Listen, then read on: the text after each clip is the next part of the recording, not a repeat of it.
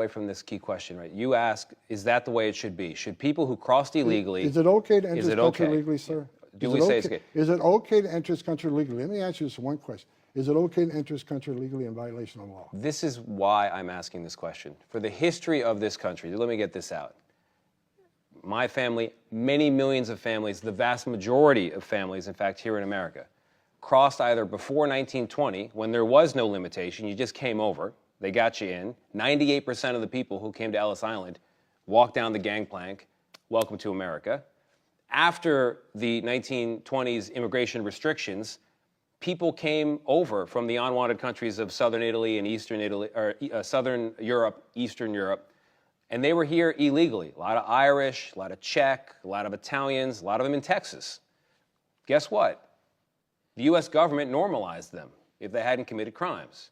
Fast forward to the 1980s. We had a lot of immigrants from Latin America. They had crossed illegally.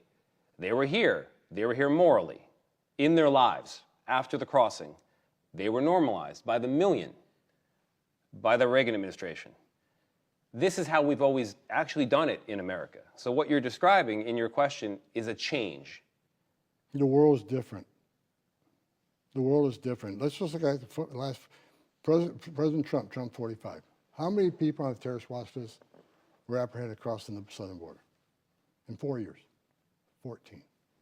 How many are in Joe Biden? Over 400.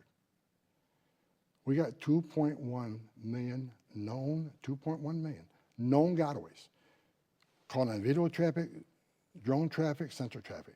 2 million people paid more to the criminal cartels to get away. Why did 2 million people pay more? Not to get all the free giveaway. Because if you pay less to the cartel, say, look, I'll pay you this lesser amount, turn myself into a green uniform, be released within 24 hours, get a free airline ticket to the city of my choice, get a free hotel room, get 3 meals a day, get free medical care, and get work authorization after 90 days. Why did 2 million people choose to pay more, not to take advantage of that giveaway program? They didn't want to be vetted, they didn't want to be fingerprinted. This just scared out everybody. This world is different today. We know, and Tulsi Gabbard's been clear about this, we have thousands of people that are terrorists in this country, and we're trying to find them. The world isn't the same it was back then. And here's the issue. When the Biden administration created this humanitarian crisis on purpose, it wasn't an accident, it wasn't incompetence, they meant to open that border up. They overwhelmed the Border Patrol.